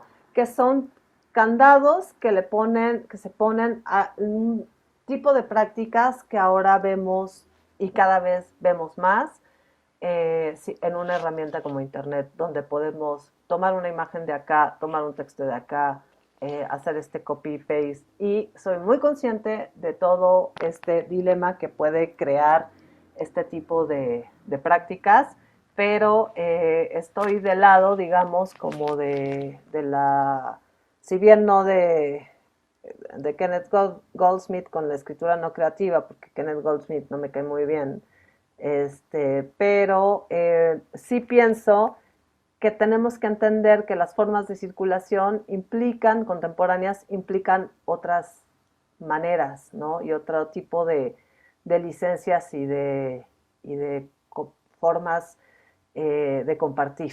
no tenemos el control de 1000 ejemplares, tenemos un texto en internet que es visitado por quién sabe cuántas personas, de quién sabe cuántos lugares, y la lógica es otra, ¿no? Y bueno, este Aleph Dieta lo que va haciendo es borrando el texto. Y si se fijan, aquí en algún momento el texto ya es ilegible, y así lo dice Milton, ¿no? Es un Aleph Dieta hasta volverse ininteligible. Y son prácticas de escritura que tienen que ver con la borradura, con cuestionar la originalidad, con cuestionar pues muchas cosas que suceden en lo impreso. Entonces, Catherine Hales, que ya les hablé de ella, dice que la literatura electrónica no siempre parte del impreso, que a veces se superpone al impreso y a veces se va hacia direcciones muy distintas, y que como todo tipo de arte que surge, tira, digamos, como estas nuevas líneas, y ella hablaba, cita una figura que déjenme, le estoy buscando acá, bueno, cita el patchwork, ¿no? O sea, como este especie de collage, pero habla de un término que está súper interesante, que es el que tienen los genetistas, que se usan entre genetistas, que son los monstruos esperanzadores, ¿no? Que es un tipo de mutación, que es un tipo de cuerpo que tiene un principio de mutación, y que suelen ser esos especímenes, o algunas especies hacen estos monstruos que significan un salto evolutivo, ¿no? Y déjenme ver, vamos a ver otra pieza de este muchachón. Déjenme ver, no sé cuál ponerles ahora. A ver, este no la conozco, pero vamos a ver así en... Bueno, esto que hizo el año pasado, y desde luego está como muy tocado por el tema del COVID, ¿no? Porque es una especie de virus. El virus es una palabra, ¿no? Y bueno, no, este mejor no, porque no lo conozco. Pero déjenme ver algunas otras cosas. Bueno, eh, este es un libro suyo. Como les digo, Milton, al igual que Jim Andrews, tiene como todo su trabajo puesto acá. Me voy a ir hacia otras que mejor los tengo como más ubicados, pero ahí tiene tanto trabajo. Bueno, el gorila esquizo, era como algo simpático, Milton es un programador y trabaja mucho con lenguaje, con lenguajes para que se trabajan en las escrituras de inteligencia artificial.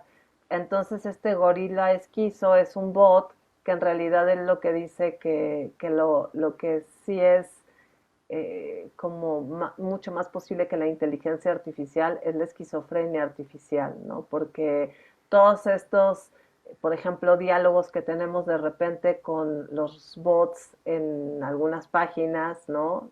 Yo creo que cada vez nos pasa más, donde nos metemos a una página y nos ofrecen chatear para darnos alguna información respecto a algo, y nos está contestando un bot, ¿no? Lo tienen ya, por ejemplo, laboratorios como, pues no sé, pienso ahorita en Salud Digna, que tiene un bot en el WhatsApp, y que es quien te contesta, y sus respuestas son muy, pues son sí o no, son binarias, ¿no? No puede haber un tal vez, y eso es algo que tiene pues la computación. Y bueno, ya no me quiere abrir como otra cosa, o se está tardando mucho porque tengo muchas ventanas abiertas y siento que estamos perdiendo el tiempo, pero quería mostrarles, pues no sé, aquí les puedo mostrar, bueno, el trabajo, por ejemplo, de esta artista que me interesa mucho, que es una artista argentina, perdón, canadiense inglesa, y que se llama J.R. Carpenter, y ella me interesa mucho porque, por ejemplo, tiene muchas piezas donde habla de cuestiones ambientales. Esta, por ejemplo, que se llama The Gathering Cloud, y es sobre como las ideas que tenemos sobre la nube, ¿no? La nube relacionada con Internet y cómo algo habla de la materialidad de las nubes mismas, ¿no? Y cómo eso que la literatura tiende o que nos imaginamos como en cuestión lenguaje como algo casi sutil, casi inexistente, desmiente esta idea, ¿no? Entonces empieza a tomar como las formas o los cuerpos de las nubes, como los cúmulos, los cirros, y habla de la materialidad de las nubes, pero ese es un pretexto para hablar también de la materialidad de Internet, ¿no? La huella de carbón, ¿no? El tema de cómo el uso y la explotación de la tierra tiene estas huellas y estas consecuencias en torno a formas de existencia como animal, bueno, no humana, y lo que esta nube al final nos damos cuenta que esa nube no es ni tan sutil, ni tan poética, ni tan inmaterial, sino que Internet, que a veces se dice, es que yo alguna vez trabajé con una persona que decía, no, yo soy un chico material, a mí me gustan los libros. Y pues bueno, la tecnología tiene muchísima materialidad, tiene cables, tiene servidores, utiliza recursos de agua, de tierra, calienta, ¿no? Eh,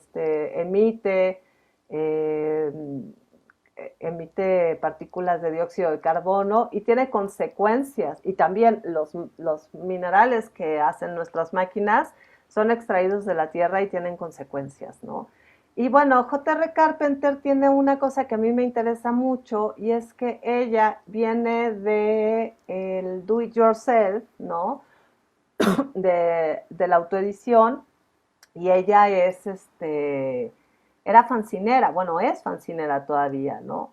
Y por aquí, en algún lugar, tiene pues muestras de sus fanzines, ¿no? Ella estudió diseño, bueno, pintura más bien, o dibujo de costas y de cuerpo, entonces eso sigue estando muy presente y además es una escritora que imprime libros, ¿no? Por ejemplo, este libro, This is a Picture of Wind, es un libro que ganó tuvo como nombre, pues fue elegido como uno de los mejores libros de poesía en el 2020 por The Guardian, ¿no? Y este libro tiene su origen en una pieza que está acá, que fueron poemas que ella pensó para teléfonos celulares y bueno, aquí llegamos al libro, ¿no? Y estos poemas, déjenme ver, acá están, tienen que ver con tormentas, con cuestiones climáticas y como con una forma de escritura que va cambiando aquí algunas cositas de la interfaz y que va cambiando como cambia el clima, ¿no? Entonces, bueno, esa es una muestra, por ejemplo, de un artista que me interesa mucho, de las que están trabajando actualmente, en las que es tan importante el trabajo electrónico como el impreso, ¿no? Y ella en sus páginas, este también es otro de sus libros, no sé si voy a lograr me gustaría mostrarles algo de sus páginas.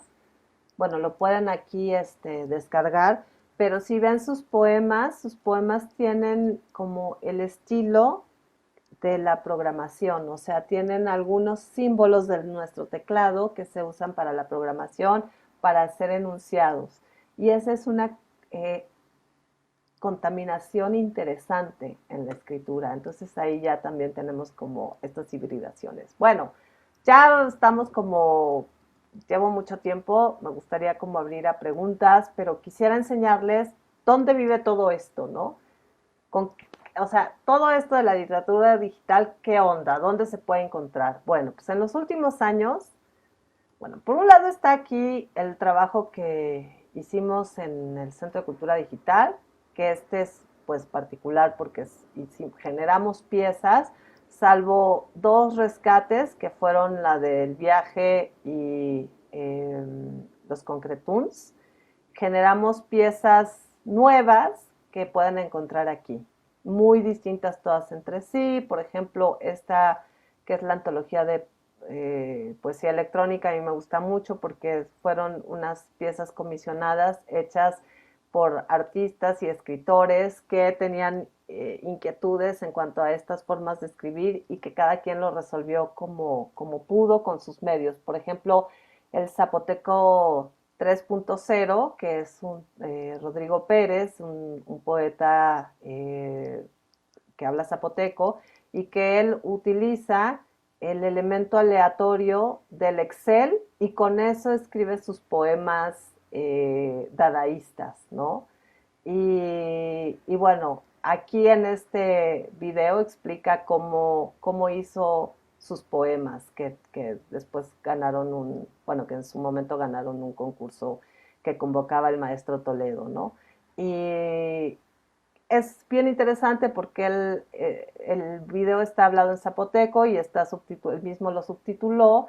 Y bueno, eso también le da como un lugar importante al tema de reflexionar en torno a las lenguas, ¿no? En torno pasaba algo muy chistoso. Yo decía que a veces era como mucho más, que son mucho más experimentales los poetas de lenguas indígenas a veces que los poetas jóvenes que tienen, qué sé yo, la beca de la Fundación Mexicana para las Letras, que de repente todo bien, pero que de repente pues siguen escribiendo como en siglo XX, ¿no? Y con esto no quiero decir que esto sea, que algo sea más conveniente que lo otro. Cada quien elige su forma su forma de escribir y sus respuestas a lo que se busque, pero en estas prácticas hay mucho de experimentación y es muy curioso cómo lenguas que tienen, como la parte de las lenguas indígenas han buscado muchísimo en las tecnologías un espacio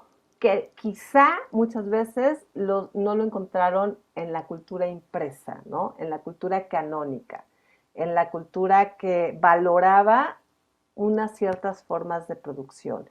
Y aquí es interesante también abrir en cómo las culturas orales, por ejemplo, ¿no? La oralidad también tiene lugar y una representación en lo digital que es bien interesante de discutir o de platicar. Y bueno, nosotros, como les decía, pues trabajamos en estas repositorio desde casi todo, cosas hechas desde el 2013 hasta todavía el año pasado, que fueron las piezas ganadoras aquí de un concurso que se hizo del Torri electrónico, pero tenemos otros espacios, por ejemplo, esta antología de literatura electrónica latinoamericana y caribeña, que tuvo una convocatoria, que se lanzó una convocatoria y que este es el resultado, ¿no? Y podemos navegarla y verla entrar de esta manera. Podemos irnos por la autoría, podemos irnos a los años, y entonces encontramos piezas desde 1965, por ejemplo, por aquí está Jesús Arellano, pero también nos encontramos cosas hechas en los 90 y encontramos piezas del 2019 hechas, por ejemplo, bueno, Eugenio Tiselli, que es un autor mexicano súper interesante, que por acá también tengo su página y que ha trabajado como con estas materialidades, ¿no? Entonces, esta es una forma, un espacio donde podemos encontrar literatura digital desde escrita en español y bueno, en portugués también, porque está esta parte de Brasil, toda esta relación con el movimiento concreto brasileño, que también son grandes maestros y grandes precursores de todo este tipo de trabajos. Y también nos encontramos, por ejemplo, la cartografía digital que hicieron unas amigas chilenas, las Carolina Gainza y Carolina Zúñiga, que es un trabajo precioso, porque ellas quisieron, es un proyecto precioso y también súper ambicioso, ¿no? Que era como hacer este mapa de todo lo que se haya producido y además guardarlo junto con archivos en esta cartografía. Hay algunas cosas, tiene una estructura interesante porque, bueno, da información, tiene como una ficha técnica y aquí, por ejemplo, vemos las licencias, ¿no? Cómo fueron pensadas. Y entonces este es un espacio que también es didáctico de alguna forma. Muchas piezas, el gran problema que tienen muchas de las cosas hechas con tecnología es que hay decisiones que no tomamos los artistas, sino los dueños del Internet, los navegadores, los productores de tecnología, qué tecnología va de salida, qué tecnología se conserva. Por ejemplo, el programa Flash, que permitió que existieran muchas piezas hacia principios de los años 2000. El año pasado salió, bueno, en diciembre del 2020, los navegadores decidieron que sacaban Flash y entonces, digamos, entre comillas, se perdieron muchas piezas, ¿no? Y digo entre comillas porque pues hay documentación, por ejemplo, esta artista que a mí me gusta mucho, su trabajo me encanta y ya no vamos a alcanzar a verlo, pero esta es una escritora inglesa que trabaja con lenguajes, por ejemplo, ella es una digital writer, ¿no? Que es una escritora digital y artista y desarrolladora, y ella hace piezas que son, a diferencia de otras cosas, estas sí se recorren, tenían como estas estructuras circulares, y estas, por ejemplo, habla sobre la reproducción, ¿no? Habla como del reloj biológico, tiene una personaje que es una escultora, que está trabajando por comisión una escultura que va a estar en lo que antes fue una mina de carbón, entonces toda la interfaz tiene que ver con las entrañas de una mina de carbón y el trabajo de las mujeres dentro de la mina en la Inglaterra del siglo XIX con testimonios, pero también es un útero, ¿no? Entonces es una pieza que aborda el trabajo femenino en las minas, precarizado, pero también aborda como esta presión social para la reproducción, de si una mujer debe o no tener hijos, de si elige su carrera artística o la sacrifica por la maternidad. Y al final de la pieza, ya lo único que podemos ver ahora, porque ya les digo, está afuera, porque ya la tecnología de Flash, pues quedó, el programa Flash ya no se puede visualizar, y muchos artistas lo que optaron fue como por hacer estos videos de navegación, y hacia el final de la pieza encontrábamos como un relojito, o sea, contestábamos una encuesta y aparecía un reloj biológico y te decía qué decisión tomaba, ¿no? O sea, si se quedaba sin hijos, y entonces te daba una lectura como aquí está, ¿no? Como el I Ching, te leía la suerte y te decía, pues bueno, que si todas las decisiones estaban mal, si decidía no tener hijos y seguir su carrera, se iba a sentir vacía, y si tenía hijos, se iba a sentir que había tomado la decisión inadecuada porque no había seguido su carrera.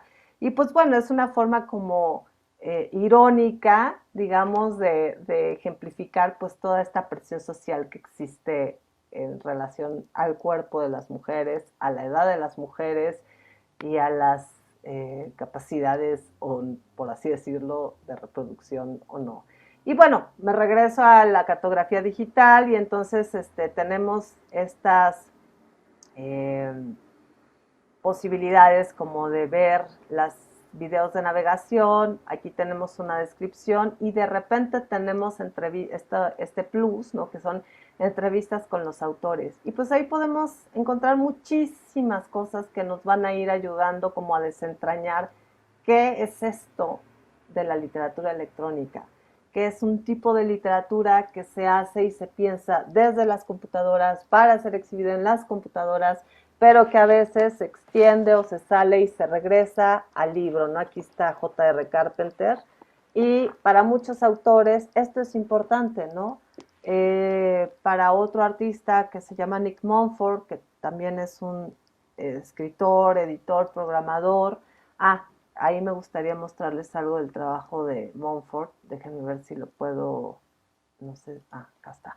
Si se los puedo mostrar, que estas son cosas que había puesto como hacia el final. déjenme ver si está hoy, que son algunas publicaciones. Bueno, también tenemos, a ver, rápidamente les enseño, ¿no? Editorial Matrerita, que lleva una chica argentina, donde hace como libros electrónicos con ilustraciones de glitch, que es una posibilidad. Está también por acá,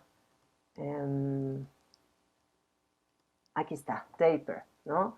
Está Broken English, que es el trabajo del colectivo de Canex Zapata, Pierre Herrera y David, no recuerdo su apellido, pero que también han hecho mucho trabajo en relación a las posibilidades digitales pues de obras ajenas y propias. Y la revista Taper, que empezó en el 2018 y que está todavía activa, que son como pequeñas muestras de nanopoemas hechos con nanocódigo. Entonces, esta es una forma también muy linda pues, de aprender, ¿no? Acerca de literatura electrónica. Por ejemplo, aquí vamos a ver si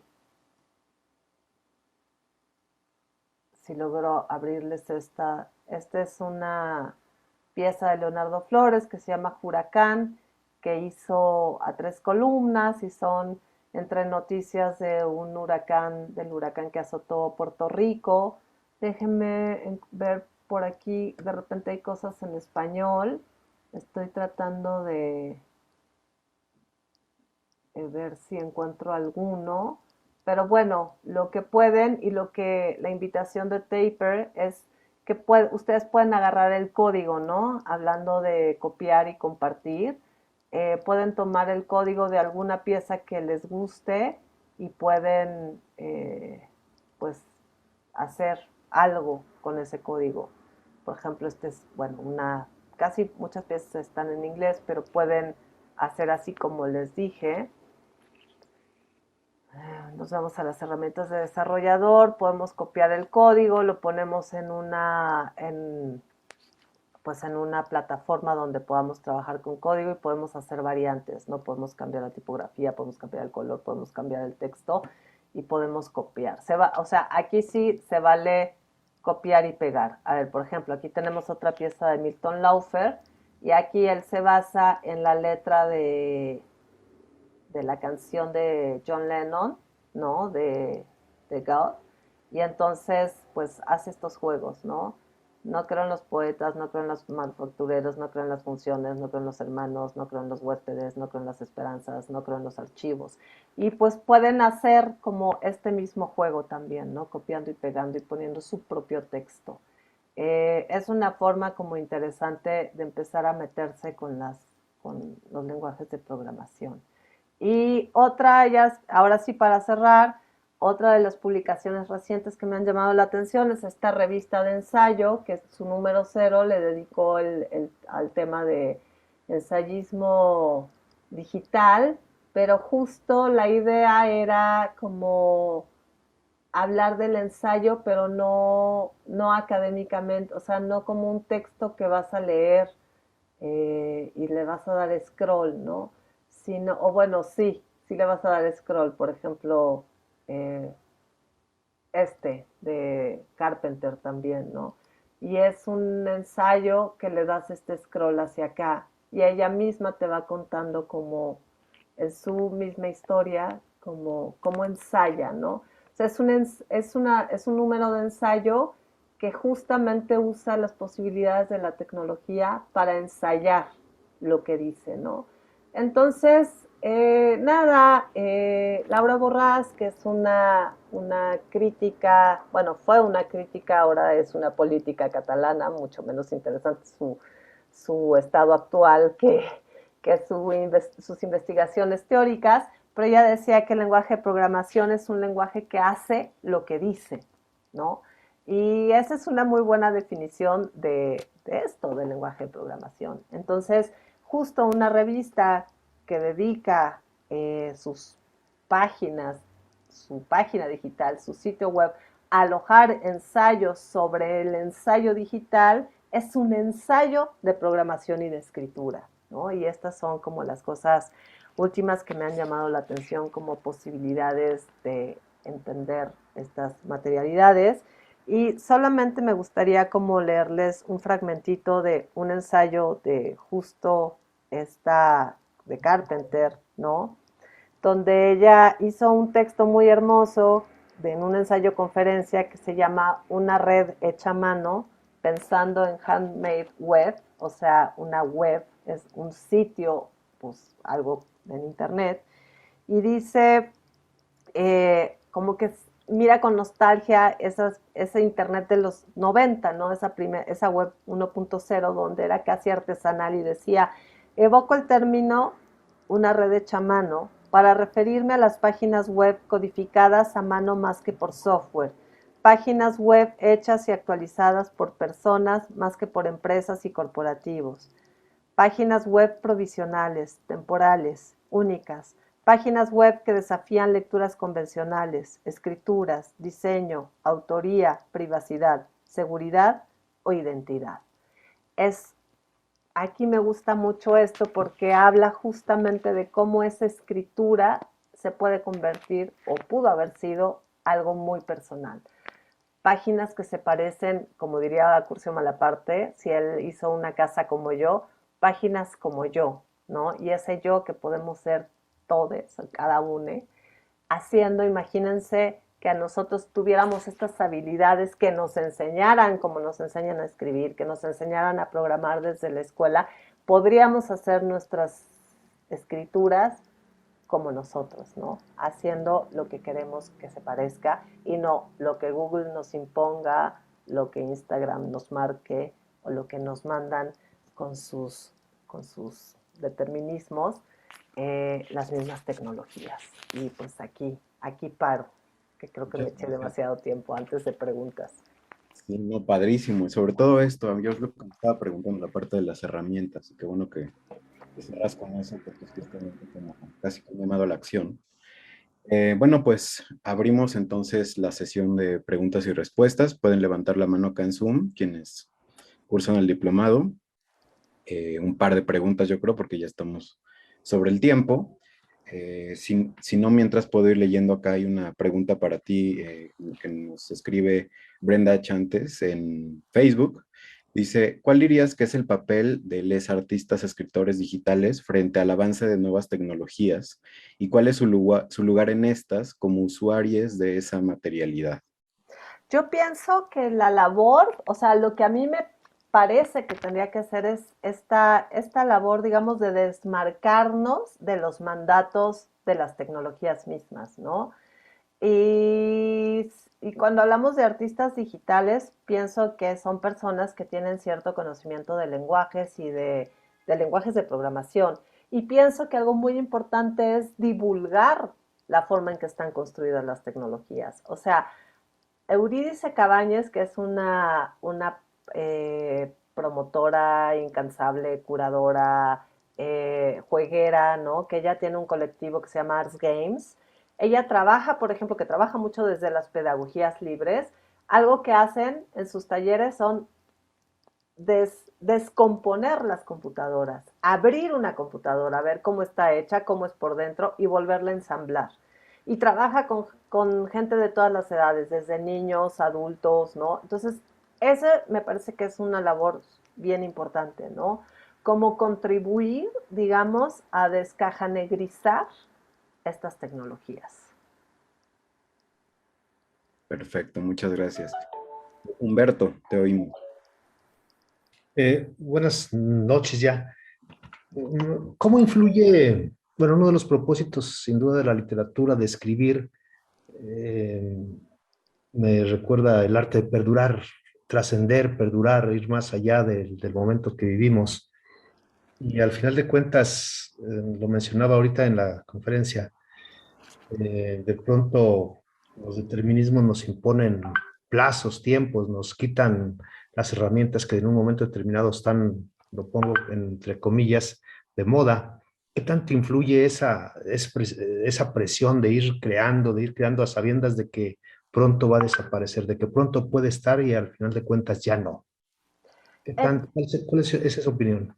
Yo creo que ahí hay una trampa del lenguaje, ¿no? Porque el tema de perdurar, yo me gustaría tener más tiempo para pensar de dónde vienen las ideas, dónde se originan estas ideas de que algo que está en un libro impreso perdura, ¿no?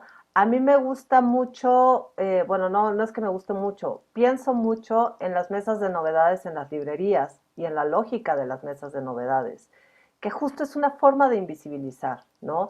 Es tanta la oferta, hay tantos libros, hay los demasiados libros que diría Said, que yo no estoy segura que eso sea una forma de perdurar. Entonces, me parece que la idea de la trascendencia de un libro es una idea muy bonita que obedeció a un cierto momento de formas de producción de libros donde no toda la gente tenía acceso a la escritura, donde no toda la gente tenía acceso a la publicación. Ahora estamos en un momento donde todo mundo, y lo vemos en las redes sociales, ¿no? Donde todo mundo tiene una opinión. Y las opiniones no necesariamente son bonitas y constructivas y demuestran la gran calidad que tenemos como seres humanos. A veces hay mucha basura y hay mucho cochinero ahí, ¿no? Entonces, creo que por un lado está la idea de como si el libro significara trascendencia y memoria, y yo pienso que estamos en otro momento y que tenemos que repensar y además aceptar que el tema de la velocidad y la producción nos lleva de calle, ¿no? En las tecnologías digitales, desde luego, pero también en las tecnologías del impreso. Y que tal vez es un momento como de soltar un poco esto y pensar que nunca como humanidad habíamos escrito tanto y habíamos tenido tanta alfabetización, aunque las cifras nos digan que la gente no lee, pero la alfabetización es como nunca y la gente produce mucho texto. Y que quizá la finalidad del texto no es quedarse fijo en la memoria y que habrá cosas que se queden y habrá cosas que a lo mejor en 100 años signifiquen y habrá cosas que a lo mejor no, y yo tampoco puedo especular cómo será la cultura dentro de 100 años, ¿no? No sé si los de 1800 lo especulaban, pero creo que el canon de lo que perdura tiene que ver con una forma romántica de entender la producción literaria. Pues ya está. Muchísimas gracias, Mónica. Pues ya estamos de verdad que sobre el tiempo y si llevas un buen rato, me imagino que querrás descansar. Acá está Anel, no sé si tú quieras decir alguna cosa antes de que nos vayamos. Pues mientras yo te agradezco muchísimo, Mónica, de verdad ha sido muy estimulante y lo disfrutamos mucho y creo de verdad es una gran conferencia como punto de partida para lo que vamos a ver en este módulo. Entonces, pues de nuevo, muchas gracias por aceptar la invitación. No, pues ojalá que les resuene de alguna manera o de muchas. No, definitivamente, Mónica, es tu invitación al final, y por eso decía al principio que siempre es como inquietante escucharte, porque siempre nos obligas a pensar fuera de la caja, ¿no? Y la literatura y la escritura fuera de la caja, fuera de las materialidades, fuera de todo lo que se ha dicho, así que yo creo que es una manera increíble de abrir el siguiente módulo, Mónica. Estamos efectivamente a 2 minutos de que se acaben ya estas 2 horas deliciosas contigo. Yo nada más quiero sumarme a agradecerte, a invitarte siempre a formar parte de esta ejercicio continuo que es pensar la escritura, pensar la lectura, pensar las materialidades, las inmaterialidades. Me parece fundamental tu propuesta de escribir las máquinas, el título me gusta muchísimo. Y bueno, y entender estos vínculos en un siglo XXI, de la tecnología y la literatura, en un siglo XXI que de pronto va más rápido de lo que podemos pensarnos a nosotros mismos, ¿no? Así que bueno, muchas gracias, Mónica querida, muchas gracias, Gracias a ustedes. Eduardo, muchas gracias, Gabriela, y muchísimas gracias a todos los estudiantes que conforman este diplomado y al público. Mónica, ibas a decir algo y te interrumpí. No, que estaba poniendo aquí algunas de los links, sobre todo de la última parte, ¿no? De las antologías, que puede ser interesante, pero igual y después, Eduardo, te las mando si quieren compartirlas en el Facebook o aquí Sí, con claro. los alumnos. Y Sí, pues sí. nada, muchísimas gracias a ustedes. Ya saben que a mí esto de hablar se me da. Entonces, pues yo feliz. Pues muchas gracias. Sabemos además que estás en un post-COVID inmediato, así que especialmente te agradecemos el esfuerzo de oxigenación. Así que mil gracias y nos vemos en la próxima. Y gracias a Jean-Luc, que está por allá también atendiendo la parte operativa del curso. Gracias y que descansen todos. Gracias. Bye. Gracias. Gracias. Gracias a ustedes.